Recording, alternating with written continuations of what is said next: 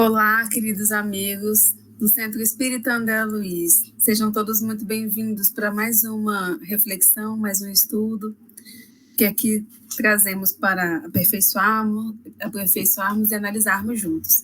O tema de hoje é palavra e sintonia. A gente, quando começa o livro dos Espíritos, e inclusive a Gênese, né, a gente tem aquela informação muito clara, que são dois os elementos que regem o universo, o material e o espiritual. Então, os espíritos, o Kardec pergunta para os espíritos, né, na questão 27, então dois elementos gerais do universo, a matéria e o espírito, e eles falam sim, acima de tudo Deus, mas é a matéria e o espírito. E a partir de então, a gente começa a verificar como que é nosso planeta de uma forma mais estrutural, né, por assim dizer. Kardec e os espíritos nos explicam que o elemento material tem que se juntar ao fluido universal, a gente já sabe disso. E aí, porque se não tivesse o fluido universal à matéria, não tivesse unida a matéria seriam várias coisas soltas, sem nenhuma sintonia, sem nenhuma forma, né? E aí Kardec fala que entre o espírito e a matéria há um fluido, e como a matéria, é suscetível pelas suas inumeráveis combinações, e sob a ação do espírito pode produzir infinita variedade de coisas que apenas conheceis uma parte mínima. Então a gente sabe que a matéria tem a característica de ser palpável, aparentemente diferente, visível, que é diferente do espírito, mas como? E aí são várias as formas que ela pode ser trabalhada, né? Então, assim, num desenho bem primitivo, por assim dizer, a gente colocou aqui Deus acima de tudo, como os espíritos nos explicaram. Deus acima de tudo, aí o elemento espiritual e a matéria. Para a matéria ter a formação que a gente conhece, é necessário que se una a ela o fluido cósmico universal, né? Que é essa manchinha que a gente colocou que é azul. E aí, Kardec pergunta, a mesma matéria elementar é suscetível de experimentar todas as modificações e de adquirir todas as propriedades? Então, assim, tá, eu só tenho uma matéria e espírito. Então, toda matéria que existe, ela pode ser tudo. Ela pode ser comida, ela pode ser carro, ela pode ser pessoa, ela pode ser tudo. Sim. E os espíritos respondem, né? Sim. E é isso que se deve entender quando dizemos que tudo está em tudo. Para a nossa concepção ainda física, é uma questão um pouco etérea, né? A gente consegue até entender, assim, intelectualmente, mas o nosso coração é um pouco distante ainda. E por que a gente está falando disso nesse momento? Por que a gente está falando nessa nossa análise hoje, cujo tema é palavra e sintonia? Porque todos os elementos, aqui a gente está ainda na nota de Allan Kardec, lá na questão 33 do Livro dos Espíritos, todos os elementos eles são passíveis de modificação, porque é espírito e matéria. Se a gente é espírito, o que a gente alimenta, o que a gente mexe, né, o que a gente produz, é matéria. E essa matéria é passível de modificação pelo nosso atuar. Então, aí aqui Kardec fala, desde que não há mais de um elemento primitivo, então só tem um elemento primitivo, só tem um tipo de matéria, que a gente manipula e ela faz as varas que existem, né? E as propriedades dos diferentes corpos, então dos diferentes elementos materiais, são apenas modificações desse elemento, dessa mesma matéria. Acontece que a mais inofensiva substância tem o mesmo princípio que a mais deletéria. Então é como se não é a matéria é uma só. E a gente, conforme a gente trabalha nela, ela pode ser o ar, né, do jeito que a gente sente tão fluido, tão sutil, né, às nossas vistas, assim como ele pode ser uma pedra pesada. E esse trabalho nosso não é necessariamente do homem encarnado hoje, é de várias manifestações do espírito através dessa matéria, né? E aí ele fala que transformação análoga pode se produzir por meio da ação magnética, dirigida pela vontade. É exemplo que aí nós chegamos onde a gente queria chegar. Somos espíritos e emitimos pensamentos, opiniões e palavras. Então, até certo ponto, como ele fala aqui a gente trouxe André Luiz, em Mecanismos da Mediunidade, o capítulo 11, ele fala da onda mental. Se só existe espírito e matéria, eu sou o espírito, né, a pessoa. Encaminho um pensamento, eu emito um pensamento, meu pensamento é matéria. é uma matéria em outro nível, que a gente não pode falar que é como uma madeira, como uma mesa, como um corpo humano. É uma matéria porque há vários tipos de matéria. Essa matéria que é emanada do meu pensamento, ela tem várias formas. Ela age a partir de ondas e ela age cérebro a cérebro, como André Luiz nos explica. E ele fala que sempre que pensamos, a gente expressa no campo íntimo uma ideação, uma intenção, uma sintonia, né? E aí a gente cria formas de pensamento, ou imagens molde, que arrojamos para fora de nós na atmosfera psíquica que nos caracteriza a presença. Então, cada vez que nós estamos aqui, em qualquer lugar que estejamos e que pensamos alguma coisa, aquilo é uma matéria que sai de nós. Ela sai em forma pensamento, ela sai em imagem molde e ela é emitida, ela é emanada para o universo. E ela existe, ela é uma espécie de matéria. Não é? Se a gente só existe espírito e matéria, o meu pensamento, ele é um tipo de matéria, ele foi emanado e ele é matéria. E ele está andando, e ele está presente. Não é uma coisa etérea, como eu imagino, que só existe na minha cabeça e que daqui não saiu. Ele é energia e ele saiu. E aí tudo começa pelo pensamento. André Luiz, ainda em Mecanismos da Mediunidade, fala pra gente que a gente não desconhece que todo espírito é gerador de vida onde se encontre. E toda espécie de vida começa no impulso mental. Então, tudo que a gente deseja, tudo que a gente pensa, primeiramente, emite uma energia e dali emite uma matéria. Tudo que a gente fala, mais ainda. O tema que a gente trouxe agora para o estudo foi palavra, porque justamente o pensamento ele é um pouco mais sutil e a gente tem uma tendência a pensar que o pensamento é mais tranquilo. Na verdade, ele não é, como a palavra é um tipo de matéria. Mas a palavra, quando ela é emitida, quando ela é falada, ou até pensada, ela se torna mais concreta. A palavra é mais concreta do que aquele pensamento meio fluido, que você está só vendo imagem. E como que isso é trabalhado, né? E aí a gente vem, por que eu não controlo o meu pensamento? Por que a gente não controla tão fácil o nosso pensamento? Se eu sei que ele é matéria, e isso que a gente trouxe na novidade para nenhum estudante da doutrina espírita, embora seja, pelo menos a meu ver, uma questão muito técnica de uma forma que aparentemente parece etérea, né, pra gente que não é de uma área científica mais aprofundada.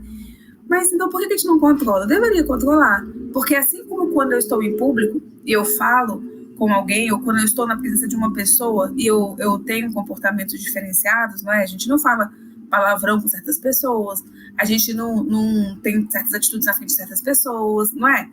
Por que eu não controlo o meu pensamento? Já que eu sei que ele vira uma forma, já que eu sei que essa forma é emanada para o universo. Aí a gente lembra que a gente sempre pede a proteção de Deus. A gente está sempre nessa sintonia, se Deus quiser, hoje eu vou. Se Deus ajudar, eu vou conseguir passar naquele concurso. A gente está sempre pedindo a proteção de Deus. Mas no meio do caminho, a gente se deixa levar por várias percepções do momento. Várias formas de pensamento chegam até nós, assim como os nossos pensamentos viram formas de pensamento e vão passando pelo universo. Quando a gente pensa nessa forma um pouco mais materializada, é um pouco mais fácil a gente se verificar nessa situação, nesse momento. Porque, assim, são várias questões que se afinizam, são vários pensamentos que se afinizam. Às vezes eu estou aqui pensando que eu preciso lavar a roupa e aí veio outro pensamento que eu preciso também comprar o sabão em pó que acabou e que eu tenho que ir no mercado, mas o mercado está tão caro e a economia do país e a enchente lá do Rio Grande do Sul, e isso tudo vai aumentando. E assim, meu pensamento ele divaga, mas assim como ele se adere a várias outras formas de pensamento que estão conectadas pela sintonia com aquele meu pensamento. Isso é ruim? Depende. Qual é o pensamento que eu estou emanando e qual eu estou me sintonizando? Em qual eu estou me conectando, né? Um exemplo que sempre se dá uma história uma história bem conhecida que se fala, de uma criança que falou com o pai, estava muito chateada, porque ela contou para a amiga um segredo, e a amiga contou para outra pessoa. E aí o pai falou, minha filha, a palavra é muito importante, é muito séria, tudo que a gente fala. Vou te falar, pega esse travesseiro de pena, abre e solta ele no vento, no quintal. Aí ela abriu e soltou. Aí saiu as penas todas voando, né? E ele falou, agora cata. Ela foi catar, é claro que ela não conseguiu catar tudo, catou bastante, conseguiu muitas, mas algumas foram perdidas. E assim são as palavras que a gente emana, assim são os pensamentos que a gente emana. E é por isso que a gente precisa ter um pouco mais de cuidado com aquilo que a gente pensa e com aquilo que a gente fala. E assim, não é eu preciso agora ser 100% certa e só falar coisas boas. Era o ideal, mas o nosso nível de evolução, a gente ainda não está nesse nível de só falar a coisa certa o tempo todo para a pessoa certa, do jeito certo, e qual é o certo, e qual é o certo, não é? Ou ter sempre uma boa sintonia, seria o ideal, mas a gente ainda não está nisso. Mas se a gente tiver noção e consciência que a nossa palavra ela é muito importante e ela chega a vários lugares sim, o nosso pensamento chega a vários lugares sim, não é uma coisa etérea, não é uma coisa que morreu porque não morre, porque vira uma forma e ele caminha e ele anda, a gente tem um pouco mais de responsabilidade na hora de emitir a palavra. A gente percebe que muitas vezes essa palavra ela é emitida por uma percepção comprometida da realidade. Quantas e quantas vezes nós olhamos uma situação e já julgamos que ela é de uma forma sem analisar concretamente? Quantas e quantas vezes a gente fala coisas só para falar e sair de uma situação para meio que sair por cima, como se fala? Quantas e quantas vezes a gente chega num local e ele tá meio... A gente fala pesado na linguagem comum, né? Mas aí você sente que o clima não tá muito bom e você se contamina e começa uma fofoca e você... É a fofoca, claro, que contagia todo mundo, todo ser humano, e você entra naquele caminho, você continua aquela fofoca. E quantas vezes os pensamentos deletérios chegam até nós? Às vezes estou até numa sintonia boa, mas chega um pensamento ruim, e eu não vou nem falar que é de alguém, mas eu sintonizei, peguei, e eu começo a fazer parte desse pensamento e emanar mais pensamentos como esse, transformando em palavras. E aí o exemplo que a gente traz, essa imagem. O que é isso? O que a gente pode dizer que é essa imagem aqui? É uma porta? É um papel? É um cobertor? É um óculos? É uma janela? Vamos guardar essa imagem na nossa cabeça. Vemos aqui, continuando nosso estudo, para Lucas, capítulo 21, versículo 1 a 4. Ele fala que... E olhando ele, fala de Jesus, né? E olhando ele, viu os ricos lançarem as suas ofertas na arca do tesouro, né? Na oferta lá do templo. E viu também uma pobre viúva lançar ali 2 pequenas moedas, e disse: em verdade vos digo que quem lançou mais do que todos, esta pobre viúva. Porque todos aqueles deitaram para as ofertas de Deus do que lhes sobeja, daquilo que sobrava. Mas esta, da sua pobreza, deitou todo o sustento que tinha. Uma imagem para a gente refletir sobre isso. Jesus falando, todo mundo lá no templo observando. E todas as pessoas davam valores consideráveis e a pobre viúva deu 2 moedas. E todo mundo julgou, ele falou, essa foi a que mais deu. Ela tirou do sustento, ela não tirou do que sobrava, enquanto os outros tiraram. Fica a reflexão. Quantas vezes a gente não faz isso e emana palavras e emana pensamentos baseados em análise superficial? Tem uma frase muito popularizada, muito famosa, do político britânico Philip Snowden e da sua esposa Ethel Anakin, que durante a Primeira Guerra Mundial eles falaram que numa guerra a verdade é a primeira vítima. É muito forte, né? Numa guerra a verdade é a primeira vítima. Não seria menos forte, não fosse, ou seria mais forte, não fosse as guerras que a gente está, infelizmente, presenciando em vários locais do mundo, né? Alguns locais do mundo. E aí, isso é muito forte, embora seja muito forte, uma guerra, a verdade que vai embora. Mas será que não é assim na nossa vida real, no nosso dia a dia? A gente lembra, eles falaram essa frase com base na Segunda Guerra Mundial, que ela foi iniciada através de um falso ataque a uma rádio alemã. Hitler chamou alguns soldados poloneses, alguns soldados que falavam, alguns soldados alemães, na verdade, que falavam muito ricamente o idioma, né, da Polônia, fingiram que estavam invadindo a rádio alemã, e ali o pessoal achou que era uma ótima forma que tinha para se defender, invadir a Polônia. Vamos invadir, não tem outro jeito, vamos iniciar a guerra. Afinal, está sendo invadido, mas foi uma fake news, né, de Hitler naquela época. Naquela época, o Ministério da Propaganda controlava a imprensa nazista. Arte, livro, peça, pintura, tudo. A gente vê o tanto que a comunicação é importante em qualquer esfera da nossa vida e como foi importantíssima num momento de guerra, a iniciar uma guerra. Será que os alemães naquela época, se soubessem que o ataque não foi necessariamente, não foi efetivamente feito por inimigos, foi uma articulação ali do Hitler, teriam concordado com aquele início de guerra? Atualmente, a gente não fala, pelo menos aqui no Brasil, graças a Deus, de guerra, né? Mas no nosso dia a dia, quando ele fala numa guerra, a verdade é a primeira que vai embora, né? É a primeira vítima, é a primeira que se desfaz, né? No nosso dia a dia, quantas vezes será que nós não nos deixamos levar por notícias da TV, por redes sociais, notícias de política, questões dos nossos amigos, do trabalho? Na TV, muitas vezes, vem questões tão sérias, tão pesadas, e muitas vezes a gente até fala que não vai mais assistir televisão. Não vou mais assistir DFTV, meu Deus do céu, notícias muito difíceis, muito tristes, né? Realmente, algumas são terríveis, tenebrosas, né? As redes sociais, então, estão inflamadíssimas. Hoje todo mundo tem esse poder de expressar a sua opinião, né? Escrita, falada, enfim, e tem um alcance muito grande. Quando se fala de política, então, meu Deus, eu acho que não há, né, brasileiro que fique calmo, de um lado ou de outro lado. A gente sempre estressada, sempre preocupada, sempre achando que tem um vilão e uma vítima. E será que é assim mesmo? Será que a gente está analisando profundamente? Muitas vezes não, né? Muitas vezes não. E a gente talvez se deixa levar por aquele pessoal lá, alemão, que ouviu o ataque. Eu ouvi na rádio, eles ouviram na rádio o ataque da Polônia.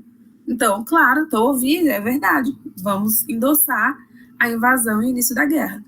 Será que a gente não se coloca nessas situações algumas vezes? No nosso dia a dia, no nosso trabalho, assistindo televisão, com uma ou outra frente política, né, qual seja ela? Tem um exemplo de uma questão da minha família que é bastante interessante. Há muitos anos tinha aquela moda do telemensagem, né? Que as pessoas ligavam e mandavam mensagem. A minha mãe tinha um telemensagem, era uma fita cassete, aquela fita pequena, né? De áudio. E aí mandava telemensagem para a pessoa. E aí no Dia das Mães, numa época que as linhas telefônicas ficavam congestionadas, né? Aí, numa época, minha mãe estava, da minha mãe telemensagem, ela estava de folga e colocou minha tia estava trabalhando telemensagem, enfim, e ela passou uma telemensagem para uma tia lá do Piauí, que era da família do meu pai, e aí, de Dia das Mães, e passou e tal, e aí depois ela ligou para minha mãe e falou: ô, Cristina, nossa, a Regina faleceu. Meu Deus, sério, fala aí pro Chiquinho, meu pai, né, fala para ele, nossa... Eu liguei lá, o pessoal falou que ela faleceu, nossa, não sei o que fazer e tal, que chato e tal. Minha mãe ficou super chateada, falou pro meu pai ficou arrasado, nossa, disse que ela estava até grávida, meu Deus do céu. Meu pai passou o dia muito consternado e piauiense, né, assim, não chorava direito, ficava meio limpando a lágrima e tal, e não conseguia ligar lá, as linhas telefônicas congestionadas, né, passou o dia muito sofrido. Na segunda-feira que ele foi ligar, muito arrasado, ela tinha dado a luz. E lá no Piauí se fala que quando a pessoa dá a luz, ela descansou.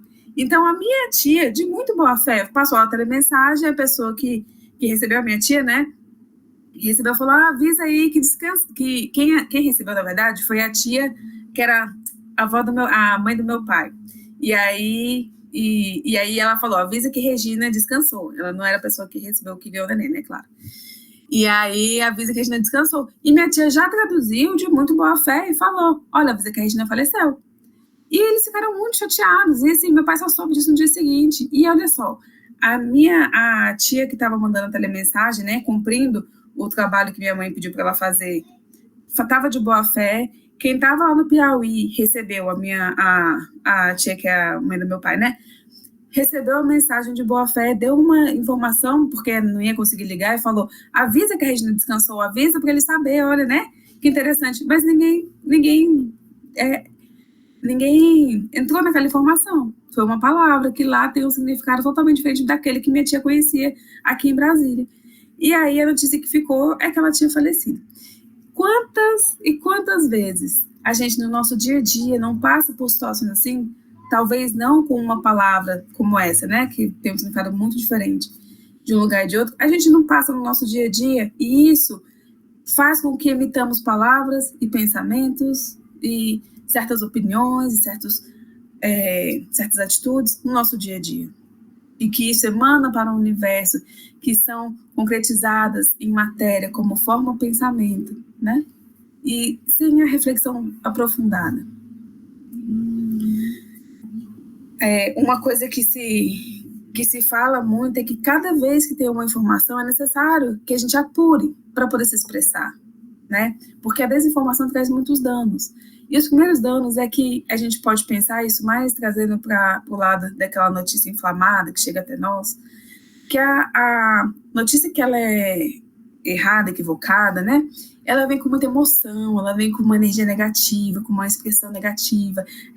Esses jornais que a gente vê, essas revistas de fofoca, por exemplo, né? Fulano teve um relacionamento, sei lá, de traição. É uma palavra muito, muito forte, para chamar nossa atenção. Há sempre um viés político ou religioso. É muito necessário a gente olhar a origem da informação, de onde veio. É da revista de fofoca que não costuma aprofundar suas análises. A rede social muitas vezes traz com os seus algoritmos aquelas questões que a gente começou a curtir, a seguir, e inflama a gente de informações de que tipo de origem, né? E é uma polarização, essas informações que são mais deletérias, elas têm uma polarização muito grande. Um é a vítima e o outro é o algoz, não há um meio termo, né?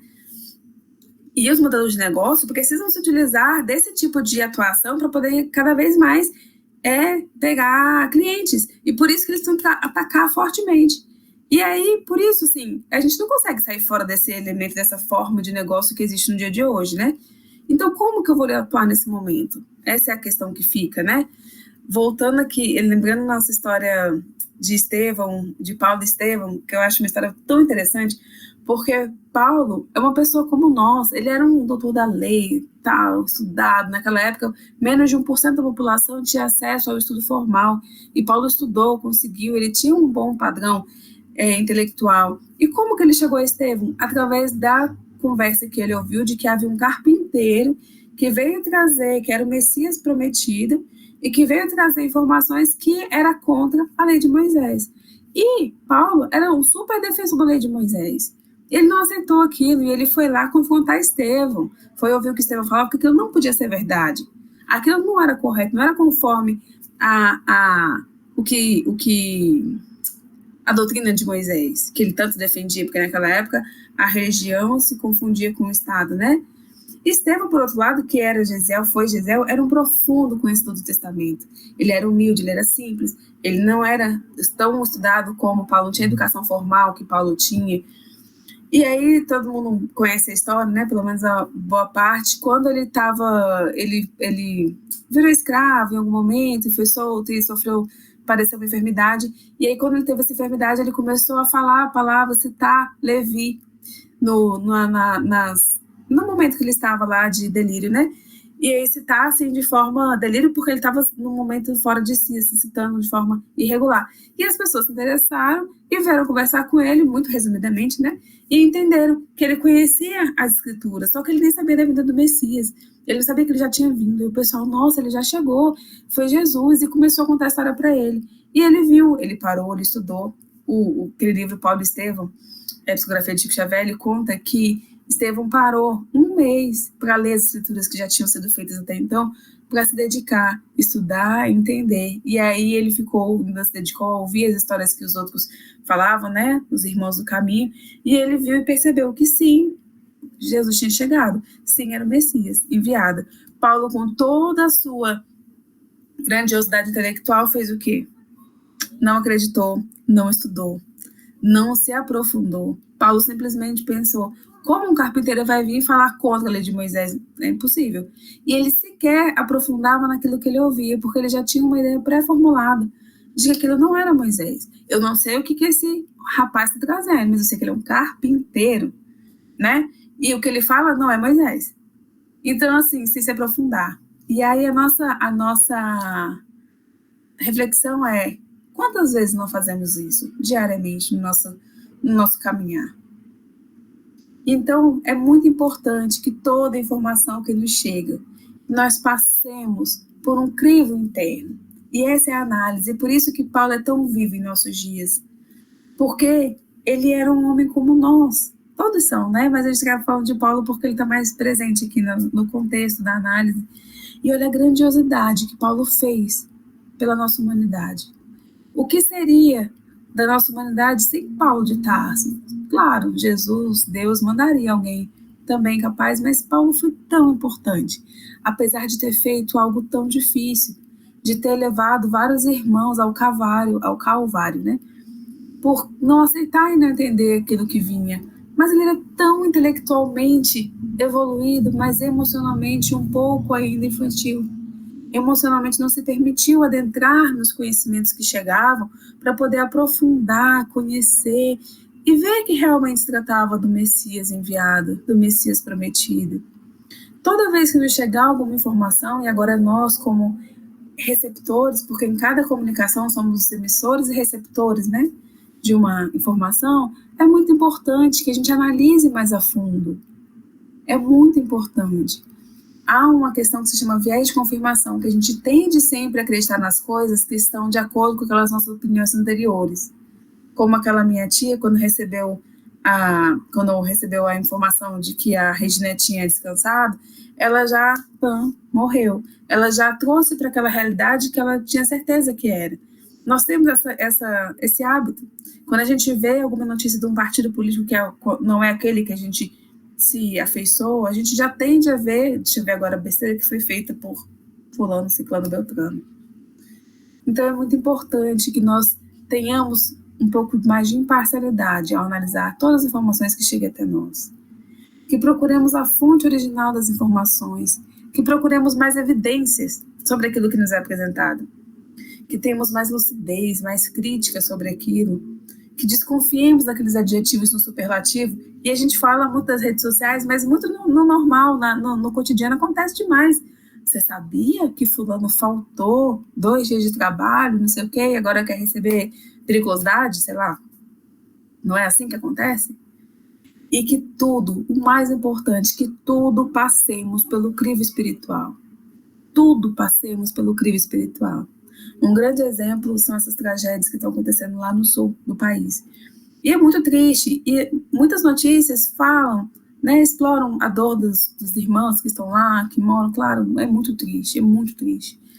Mas se a gente olha pelo lado espiritual, lembra que cada um tem a sua parcela e olha o tamanho do aprendizado que cada um ali está tendo.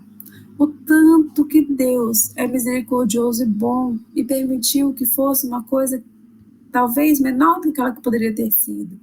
O tanto que Deus está permitindo a cada um receber a ajuda que precisa do mais alto e reparar todos os seus débitos. Claro que isso não é uma questão objetiva, e é claro que eu não vou... É muito difícil para a gente conseguir olhar para uma questão tão difícil, tão sensível, de uma forma assim, que ótimo, vai evoluir. Não é bem assim. Mas que a gente consiga olhar as notícias e ter a certeza de que Deus está em tudo, porque Ele está em tudo, porque Ele é tudo. E aí Ele está em todos os momentos, todos os lugares, basta que nós conectemos a Ele. Assim como há pensamentos que conectam conosco com aquela ideia de, meu Deus, que tristeza, meu Deus, como que esse pessoal vai se sair, vai salvar, que difícil. Poxa, aparentemente, parece, pelas notícias que estão passando, o governo não deu tanta importância à situação, meu Deus, que tristeza.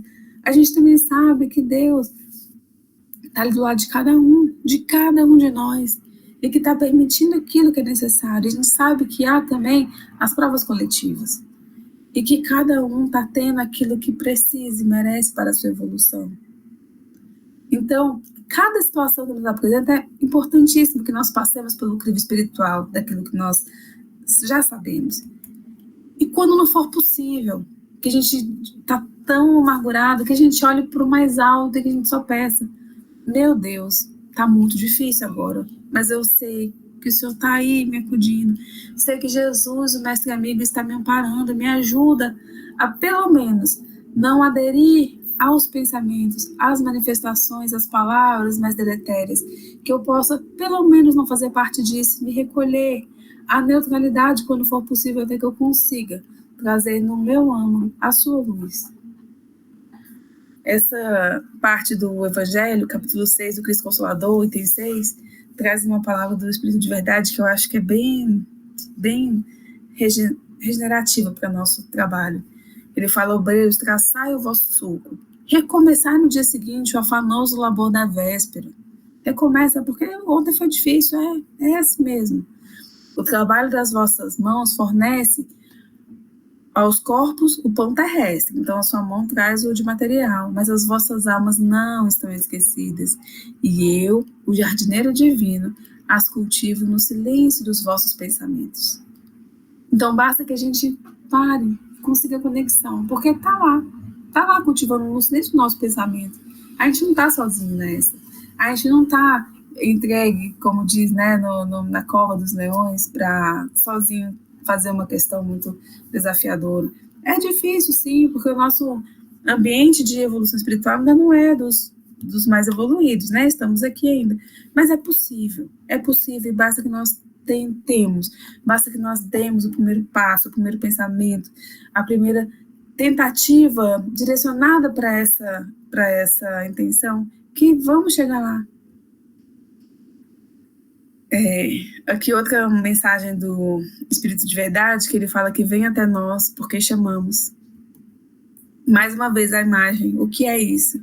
E aí no final a gente traz que uma lona pode ser uma piscina para uma pessoa, um local de diversão pode ser uma cobertura de sol, ela pode ser uma placa, ela pode ser para esse rapaz, para esse senhor aqui, é a porta, é a janela da casa dele. E quem é que estava errado e quem é que estava certo? Quando a gente vê aquela primeira imagem, quem falou porta, quem falou piscina, quem falou, estava todo mundo certo olhando para o seu ponto de vista, pelo ponto que a sua mentalidade lhe permitiu olhar, assim como a minha tia falou que a Regina tinha falecido, era o ponto de vista dela, na maior boa fé possível. Então, que nós tenhamos sempre, esse é o nosso desejo e a mensagem de hoje, temos a boa vontade de sempre olhar o todo da situação, tentar aprofundar a nossa análise, e quando a gente não entender, que possamos pelo menos emanar uma mensagem de amor. Quando a gente vê aquelas notícias mais difíceis, quando nós vemos assassinos cruéis, é muito difícil, mas que nós não sejamos uma pessoa a endossar a fila dos que estão piorando a situação e a energia causada pelo primeiro da fila, que nós sejamos aquele que, no mínimo, não endosse, e que possamos, no meio, trazer um pouco mais de amor e, no máximo, sermos a plenitude de amor do Cristo, a plenitude de amor de Deus, que sabe que nós podemos, que temos a capacidade eterna da presença divina em nossos corações, para fazer o nosso maior potencial de emanarmos luz, amor, onde quer que passemos, com nossas palavras, com nossos pensamentos, com nossas atitudes. E esse é o nosso convite. E que possamos emanar esses mesmos pensamentos para nós mesmos. Porque não é com autojulgamento, com cobrança, com críticas a nós mesmos que conseguiremos chegar nesse nível de evolução. É com muito amor também para nós. Sim, hoje não foi possível, mas amanhã a gente vai conseguir. Amanhã a gente vai estar mais uma vez disposto, em pé, tentando e conseguindo dar mais um passo nessa caminhada. Obrigada a todos pela presença. Fiquemos com Deus. Que Deus esteja conosco, assim seja. Amém.